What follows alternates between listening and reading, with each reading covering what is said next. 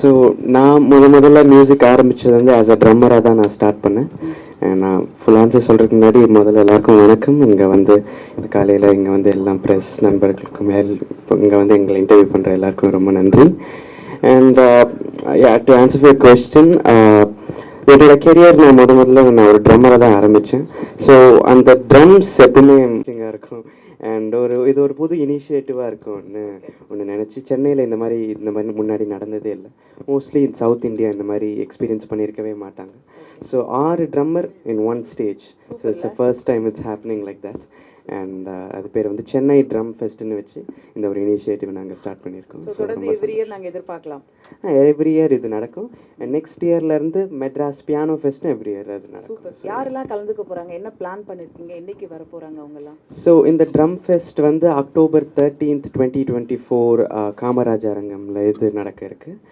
And இதில் வந்து 6 drummer நான் சொன்ன மாதிரி. அதில் யாருன்னா ஃபர்ஸ்ட் இயர் ஒரு லெஜெண்டரி ட்ரம்மர். நாங்கள் இங்கே இருக்கிற ட்ரம்மர் எல்லாருமே who all we look up டுன்னு சொல்லலாம். ஸோ அவர் பேர் வந்து டேவ் வெக்கல். உலகத்திலேயே வந்து one of the best drummer அவரோட ஃபுட் ஸ்டெப்ஸ் தான் இங்கே இப்போ வாசிச்சுட்டு இருக்கிற மேக்ஸிமம் எல்லா ட்ரம்மரும் ஃபாலோ பண்ணுறோம். அண்ட் அவர் தான் எங்களுக்கு எல்லாருக்குமே இன்ஸ்பிரேஷன். ஸோ அவர் என்னோட குரோமேட்டிக் கிராமேட்டிக்ன்ற ஆல்பமில் 2 பாட்டு அவர் வாசிச்சிருக்காரு. அண்ட் இப்போ நான் அடுத்தது செலஸ்டியல்ஸ்னு ஒரு இந்தியன் ஃபியூஷன் ஆல்பம் நான் ஒன்று பண்ணிகிட்ருக்கேன். ஸோ அதுலேயும் ஒரு பாட்டு அவர் வாசிச்சிருக்காரு. ஸோ நான் இந்த மாதிரி ஒரே ஒரு மெயில் தான் பண்ணேன். ஒரு 5 to 6 months முன்னாடி ஒரு மெயில் பண்ணேன். சார் இந்த மாதிரி நான் ஒரு சென்னையில் இந்த மாதிரி ட்ரம் ஃபெஸ்ட்டுன்னு ஒன்று பண்ண போகிறேன் ஃபார் த ஃபர்ஸ்ட் டைம், ரொம்ப பெருசாக. And instrumentalists and aspiring drummers, music lovers, music enthusiast and rhythm லவர்ஸ்க்காக ஒரு ஃபெஸ்ட் பண்ண போகிறேன். அதில் நீங்கள் வந்து ஃபர்ஸ்ட் டைமாக ஒரு ஆனர் மாதிரி பண்ணி நீங்கள் ஒரு பெர்ஃபார்மன்ஸ் பண்ணணும்னு கேட்டேன். உடனே அவர்கிட்ட இருந்து மெயில் வந்துச்சு, கண்டிப்பாக லீடன், it will be my honour to come and play in your city and also for யூன்னு சொன்னார். So words like that coming from a legend is a very big blessing and honour for மீன்னு சொல்லலாம். So அவர் சென்னை வர்றது நிறைய பேர் wait பண்ணிட்டு இருக்காங்க. And Egypt and Oman and Malaysia, சிங்கப்பூர்ல இருந்தெல்லாம் டிக்கெட் புக் பண்ணிட்டு இந்த ஷோக்கு வந்து பார்க்க ஆளுங்க வராங்க. ஸோ ஒரு பெரிய அந்த ஸ்டேஜே வந்து அதிர போகுதுன்னு நினைக்கிறேன். நாங்களும் ரொம்ப எக்ஸைட்டடாக இருக்கோம் அந்த ஷோ பார்க்கறதுக்கு. ஸோ டேவ் வெக்கல் மட்டும் இல்லாமல் இந்தியாவிலேயே ஒன் ஆஃப் த பெஸ்ட் ட்ரம்மர்ஸான ஜீனோ பேங்க்ஸ்னு அவர் மும்பையிலேருந்து வராரு. அண்ட் அப்புறம் நம்ம சென்னையில் மிகச்சிறந்த ட்ரம்மர்ஸ் சித்தார்த் நாகராஜன் அண்ட் என்னோட நண்பன் ஸ்டீவன் சாமுவேல் தேவசி. அண்ட் ரொம்ப ஒரு அண்டர் ரேட்டட் அண்ட் அமேசிங்கான ஒரு ட்ரம்மர். பட் அன்ஃபார்ச்சுனேட்லி அவருக்கு ரெக்கக்னிஷனில் அவர் பேர் வந்து இலை. ஸோ அவரும் இந்த இதில் அவர் வாசிக்கிறாரு. ஸோ அவர் இந்தியாவிலே ஒன் ஆஃப் த பெஸ்ட் ட்ரம்மர்னு சொல்லலாம். ஆனால் பாவம் அந்த ரெக்கக்னிஷன் இல்லாததால் அவர் அவ்வளோவா வெளியில் வரல. ஸோ இந்த ஸ்டேஜ் அவருக்கு ஒரு பெரிய ஸ்டேஜாக இருக்கும்னு நாங்கள் நம்புகிறோம். நல்ல ஐடியா. ஆமாம், ஆல் தி வெரி பெஸ்ட். எங்களுக்காக ஒரு சின்ன பிட் நீங்கள் பெர்ஃபார்ம் பண்ணி கொடுத்தீங்கன்னா நாங்களும் என்ஜாய் பண்ணோம்னு நினைக்கிறேன். கண்டிப்பாக இன்றைக்கே நம்ம ஸ்டார்ட் பண்ணுவோம் ப்ரோக்ராம். கண்டிப்பாக சரி. ஓகே, உங்களோட கொஷின்ஸ் இருந்தாலும் நீங்கள் கேட்கலாம். அதுக்குள்ள ஒரு சின்ன மியூசிக் பிட்டு வா. இதில் வந்து பெரிய பிஐபி ஏஆர் ரகுமான், இளையராஜா இது மாதிரி ஆட்கள் எல்லாம் கூப்பிட்டுருக்கீங்களா? எல்லாம் இருக்கிறாங்களா? ஆமாம் ஆமாம், நாங்கள் எல்லாரையும் இன்வைட் பண்ணியிருக்கோம். அவங்களுக்கும் இந்த நியூஸ் எல்லாம் தெரியும். அண்ட் அவங்களும் ஃப்ரீயாக இருந்தால் நான் கண்டிப்பாக இதுக்கு வந்து பார்க்குறேன்னு சொல்லியிருக்கேன். இது எவ்வளோ ஒரு கட்டணம் சொல்லிக்கிறீங்க சார்? சரி, என்ட்ரி டிக்கெட் வந்து புக் மை ஷோ நிறுவனம் அங்கே கொடுத்துருக்கு. அண்ட் 500லேருந்து ஆரம்பிச்சு அப் டு எது வரையும் இருக்குது? அப் டு 7,000 வரைக்கும் போட்டிருக்கோம். ஆமாம். சாமானியெல்லாம் இப்போ வந்து பார்க்க முடியாதுங்களா? அவங்க எல்லாருமே வந்து பார்க்கலாம். அண்ட் 500லேருந்து படம் பார்க்கும்போது 200 கொடுத்து பார்க்கறதுக்கே கஷ்டமாக இருக்குது. இப்போ 500 மினிமம் அப்படின்னா சாமானியன் பார்க்கறதே கஷ்டமாக இருக்குது. ஏன்னா டேவ் வெக்கல் மாதிரி ஒரு மியூசிஷியன் வரும்போது அந்த மாதிரி டிக்கெட் ப்ரைஸ் போட்டால் இந்த என்டையர் அண்ட் அந்த எக்ஸ்பென்சிவ் டிக்கெட்லாம் நாங்கள் நிறைய ரோ போடல நீங்கள் நினைக்கிற மாதிரி. 7,000 அது ஒரே ஒரு ரோ. இப்போ 5,000 அது ஒரு 2 ரோ. அதுலேயும் நாங்கள் நிறைய ரோ எங்களுக்கு பிளாக் எல்லாம் பண்ணி வச்சு அந்த புக் மை ஷோக்கு அவங்களுக்கு கொடுத்தாச்சு. ஸோ டெஃபினட்டாக எல்லாருமே வந்து பார்க்கலாம். நிறைய 500 டிக்கெட்ஸ், 1000 டிக்கெட்ஸ் அண்ட் அதுலேருந்து 500 தான் ஏறுது கூட. ஸோ நிறைய ஆப்ஷன்ஸ் இருக்கும் அவங்களுக்கும் வந்து பார்க்க. சரி, இந்த அமௌண்ட் வேறு எதுக்காவது யூஸ் பண்ணுறோங்களா? ஆமாம், நாங்கள் சேரிட்டிக்கு கொடுக்கலான் இருக்கோம். நிறைய மியூசிக் ஸ்கூல்ஸ்க்கு கொடுக்கலான் இருக்கோம். நிறைய பேர் மியூசிக் கற்றுக்க ஆசைப்படுறாங்க. ஸோ அவங்களுக்கெல்லாம் டொனேட் பண்ணலான் இருக்கோம். ஸோ இந்த இடம் இதை விட பெரிய இடமா நேரு ஸ்டேடியம் மாதிரி இப்போ பார்த்துருக்கலாமே. இது ஃபஸ்ட் டைம் பண்ணுறதால நம்ம ஒரு ஹிஸ்டாரிக்கல் வென்யூ காமராஜர் அரங்கத்தில் பண்ணால் கொஞ்சம் நல்லா இருக்கும்னு பார்த்து நான். ஆமாம், அதில் வெளியில் எல்இடி போட்டு பெரிய இது எல்இடி எல்லாமே இருக்கும், போஸ்டர் அதெல்லாம் இருக்கும். ஸோ ரொம்ப பெருசாக ஃபர்ஸ்ட் இயர் பண்ணாமல் கொஞ்சம் கொஞ்சம் ஒரு சேஃபர் சைடாக இதில் நம்ம அடுத்த வருஷம் பண்ணும்போது நம்ம அஃப்கோர்ஸ் நம்ம ட்ரம் ஷிவமணி சார் அண்ட் நம்ம இந்தியன் ஆர்டிஸ்ட் எல்லாம் கொஞ்சம் சேர்ந்து வர மாதிரி. ஏன்னா இப்போ ஒரு ஃபர்ஸ்ட் இயர் வந்து ஒரு இன்டர்நேஷ்னல் லெஜண்ட் வந்து அண்ட் அவர் ஃபுட் ஸ்டெப்ஸ் ஃபாலோ பண்ணுற நாங்கள்லாம் பார்த்து வளர்ந்த ஒரு யங்ஸ்டர்ஸ் மாதிரி நாங்கள் பண்ணலாம்னு நினச்சோம். அண்ட் அடுத்த வருஷம் வரும்போது இந்தியன் ஆர்டிஸ்ட் இப்போ Sivamani sir, Zakir Hussain sir, so இவங்கெல்லாம் வரும்போது இன்னும் கொஞ்சம் பெரிய வென்யூ மாதிரி போட்டு இன்னும் கொஞ்சம் பெரிய லெவலில் இந்த வருஷத்தில் ஏதாவது ஒரு குறைங்க இருந்தால் கூட அடுத்த வருஷத்தில் இவங்கெல்லாம் வரும்போது இன்னும் நல்லா பண்ணலான்னு ஒரு ஐடியா. இந்த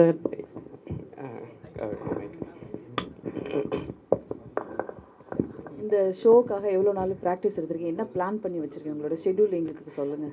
ஸோ இந்த ஷோக்காக நான் நிறைய பயிற்சி பண்ணிக்கிட்டு இருக்கேன். அண்ட் எல்லா ட்ரம்மர்ஸும் நல்லா பயிற்சி பண்ணிகிட்டு இருக்காங்கன்னு நான் சொல்லுவேன். ஏன்னா டே வைக்கல் மாதிரி ஒரு ஆள் வரும்போது அண்ட் இதில் இன்னொரு நிறைய சர்ப்ரைசிங் எலிமெண்ட்ஸ் கூட இருக்குது. அண்ட் டே வைக்கல் கூட சேர்ந்து அவர் இப்போ ஃபார் எக்ஸாம்பிள் சிக்கோரியான்னு ஒரு மியூசிஷியன், அவர் 32 டைம் கிராமி அவார்ட் வின்னிங் மியூசிஷியன். ஸோ அவருக்கு தான் டே வைக்கல் வந்து 45 இயர்ஸாக ட்ரம்மராக இருந்திருக்காரு. ஸோ அவரோட சிக்கோரியாவோட ஹிட்ஸ் எல்லாமே சேர்த்து பண்ணுற மாதிரி சிலது அண்ட் நிறைய சர்ப்ரைசிங் எலிமெண்ட்ஸ் இருக்குது. அண்ட் நிறைய கெஸ்ட் ஆர்டிஸ்ட்டும் வராங்க சில பேர். அது ரிவீல் பண்ண வேணாம்னு நான் நினைக்கிறேன். அண்ட் ஷோவில் வந்து நீங்களாம் பார்க்கும்போது உங்களுக்கு ஒரு சர்ப்ரைஸ். எவ்வளோ நேரம் ஷோவாக போக போகுது? இது ஒரு 3 hours ஷோவாக இருக்கும். ஆமாம், மீடியாவுக்கு அவங்க வரணும்னா வரல, அதெல்லாம் நோ ரெஸ்ட்ரிக்ஷன்ஸ், யார் வேணாலும் வரலாம். ஸோ அவர் வந்து he's an American drummer. So அவர் அமெரிக்காவிலேருந்து வராரு. உங்களோட ஃபிலிம் அப்டேட் சொல்லுங்கள், என்னென்ன படத்துக்கு மியூசிக் பண்ணுறீங்க, என்ன இப்போ பண்ணிட்டு இருக்கீங்க கரண்ட் அப்டேஷன்? இப்போது நான் எங்கள் அக்கா அமிர்தவர்ஷினி நாங்கள் 2 பேரும் சேர்ந்து ஒரு மிகப்பெரிய ப்ராஜெக்ட் ஒன்று பண்ணிகிட்ருக்கோம். அது என்னென்னா of course Thirukkural. And 1000 singers world wide கூட சேர்ந்து ஒரு கொலாபரேட் மாதிரி பண்ணி 1330 திருக்குறளுக்கும் இசை வடிவத்தில் we are going to release very soon. ஒரு 3-4 மாதத்தில் அந்த வேலை முடிஞ்சிடும். இப்போ இந்த drum fest, Chennai drum fest பண்ணுறதால அது இப்போ கொஞ்சம் ஸ்லோவாக இருக்குது. ஸோ இது முடிச்சதுக்கப்புறம் ஃபுல்லாக இனிமேல் திருக்குறள் எடுக்கணும். அண்ட் சொல்லுங்கள், மீடியா பார்ட்னர் அதான் சொன்னல, அதுக்கு நோ ரெஸ்ட்ரிக்ஷன்ஸ், அது யாருக்கு கவர் பண்ணுவோம் அவங்க வந்து எடுத்துக்கலாம். ஆமாம் ஆமாம். ஸோ இப்போ இந்த திருக்குறள் ப்ராஜெக்ட் தான் இப்போ போயிட்டுருக்கு.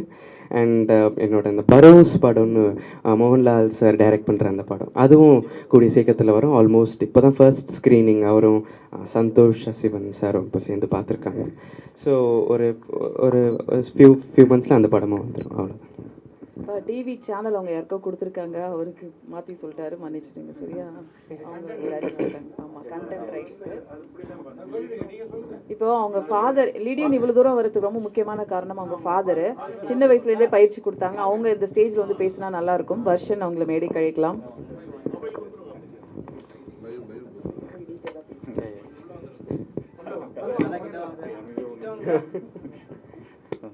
வணக்கம் எல்லாருக்கும் சிரம் தாண்டி வணக்கம்.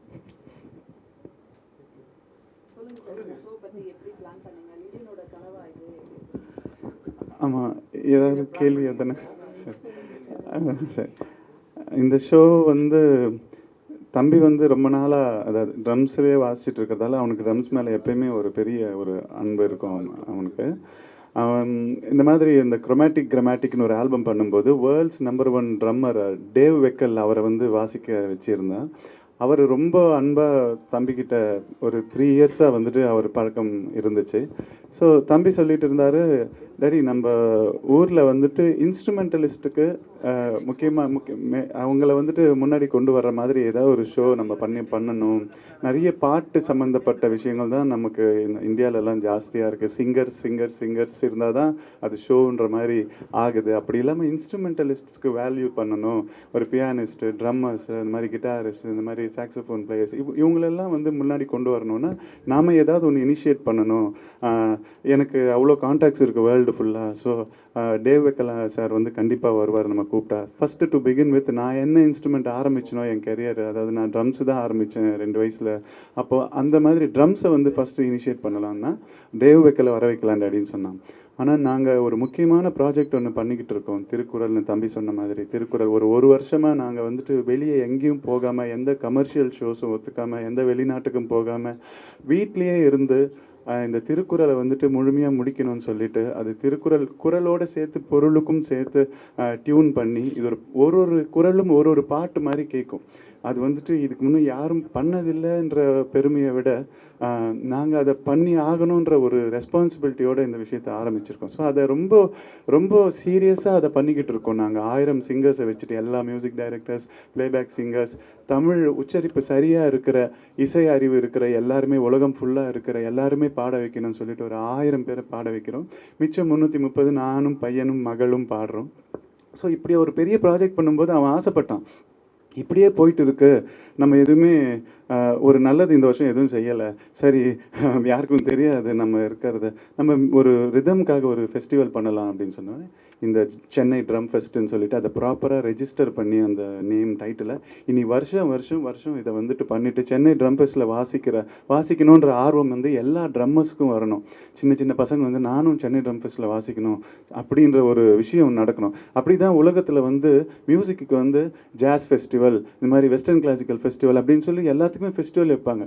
நம்ம ஊரில் இப்போ தான் அது வந்துக்கிட்டு இருக்கு. அதுவும் மும்பை மாதிரி ஏரியாங்க, அதை சிட்டியில், கல்கட்டா மாதிரி அங்கே தான் இந்த மியூசிக்கெல்லாம் ரொம்ப வரவேற்கிறாங்க. இங்கே சவுத் இந்தியாவில் பெங்களூர் வரைக்கும் தான் அந்த விஷயங்கள்லாம் நடக்குது. அதுக்கு கீழே யாரும் வந்துட்டு இந்த மாதிரி நிகழ்ச்சிக்கு ஆடியன்ஸ் வந்துட்டு ட்ரம்ஸா அப்படின்ற மாதிரி சாதாரணமாக பார்க்குறாங்க. ஆனால் அப்படி இல்லை, இந்த நிகழ்ச்சியில் வாசிக்கணும், இது யார் கியூரேட் பண்ணுறது, அது அப்படின்னா ஓ லிடியனா அப்படின்னு சொல்லிட்டு அப்படி ஒரு விஷயம் வந்து இது வந்து ஒரு பெரிய ஒரு அழகாக மியூசிக் வந்து டெவலப் ஆகணும், எவல்யூஷன் வரணும் அப்படின்றதுக்காக இந்த ஷோ வந்துட்டு நாங்கள் ஃபஸ்ட் டைமாக இனிஷியேட் பண்ணி நடத்துகிறோம். அதுக்கு டேவ் விக்கல் வர்றது வந்து எங்களுக்கு அவ்வளோ சந்தோஷம். ஏன்னா அவர் தம்பி சொன்ன மாதிரி டேவ் விக்கலுடைய ஃபுட் ஸ்டெப்ஸ் பார்த்து தான் நிறைய மியூசிஷியன்ஸ் அவர் மாதிரி வாசிக்கணும்னு நினச்சிட்டு இருக்கிறாங்க. ஸோ அவரே வந்துட்டு இந்த நிகழ்ச்சியை நடத்தும் போது எவ்வளோ பெரிய பெருமை சென்னைக்கு.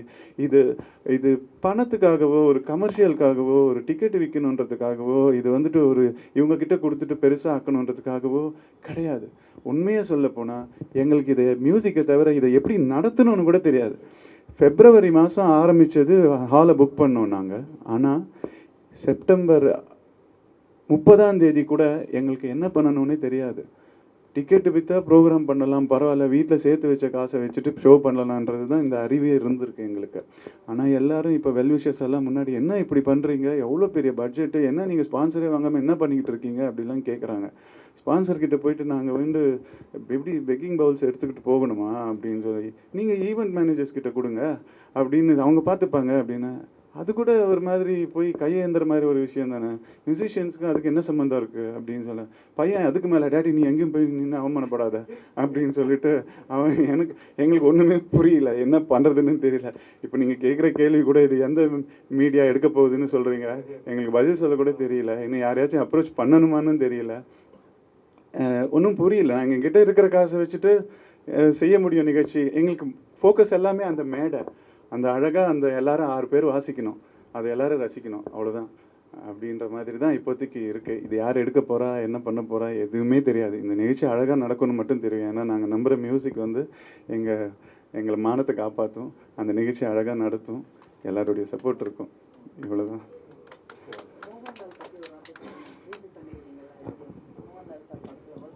ஆமாம். ஸோ மோகன்லால் சார் அவரோட ஃபர்ஸ்ட் டைரக்டோரியல் டெபியூ பரோஸ்ன்ற ஒரு படம். So originally shot in 3D and அதுக்கு நான் வந்து சாங்ஸ் மட்டும் நான் கம்போஸ் பண்ணுறேன். அண்ட் பேக்ரவுண்ட் ஸ்கோர் வந்து மார்க் கில்லியன் ஹாலிவுட்லேருந்து ஒருத்தர் பண்ணுறாரு. ஸோ அந்த படத்தில் வேலை செய்ய எனக்கு ரொம்ப சந்தோஷம்.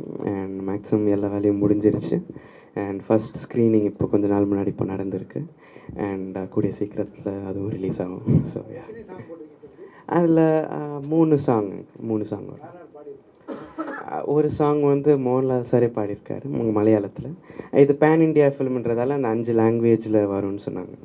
ஸோ ஹிந்தியில் பார்த்தீங்கன்னா ஷான் அண்ட் பல்ராம் அண்ட் உத்ரா உன்னிகிருஷ்ணன் அவங்க, அண்ட் தமிழில் மது பாலகிருஷ்ணன். ஸோ இவங்கெல்லாம் சில பேர் பாடியிருக்காங்க. ஸோ அவருக்கு ரொம்ப சந்தோஷம். இந்த படம் 2019 ஆரம்பிச்சதுனால ஸோ அப்போதுலேருந்தே ஒர்க்கு அவர் என்னோட க்ரோத்துன்னு சொல்லணும். ஸோ அதெல்லாம் பார்த்துட்டு தான் இருக்கார் அவரும். ஸோ அவருக்கும் ரொம்ப சந்தோஷம்.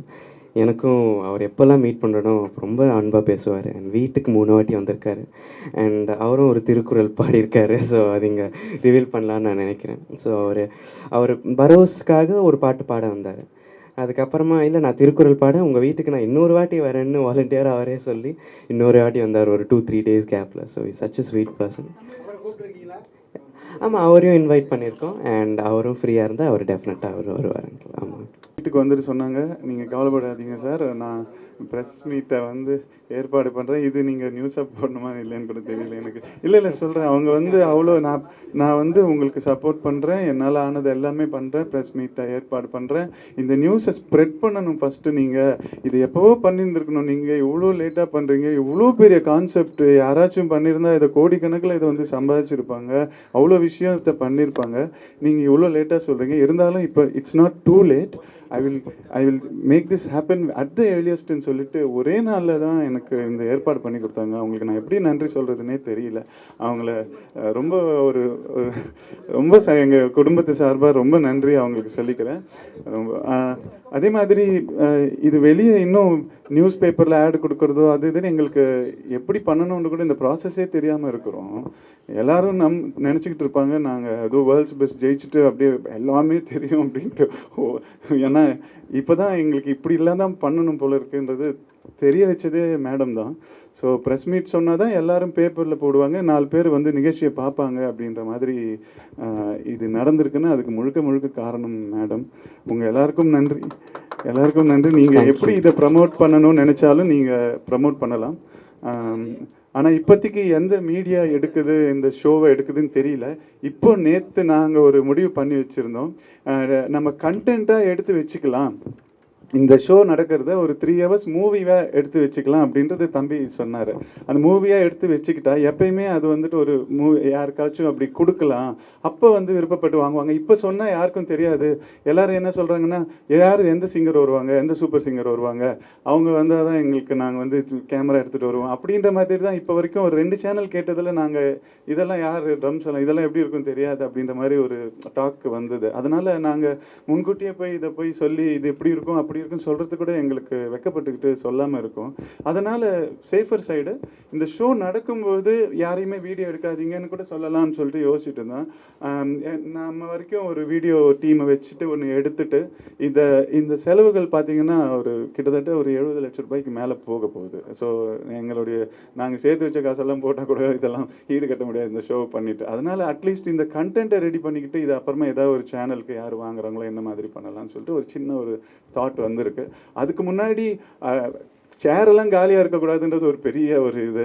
அந்த சேர்ஸ் எல்லாம் காலியாக அதுக்கு நீங்கள் வந்துட்டு இந்த நிகழ்ச்சியை வந்துட்டு கொஞ்சம் நீங்கள் ஸ்ப்ரெட் அவுட் பண்ணிங்கனாலே அது எங்கள் குடும்பத்துக்கு நீங்கள் செய்கிறது ஒரு பெரிய ஒரு பாக்கியமாக நான் நினைப்பேன். நன்றி. தேங்க்யூ.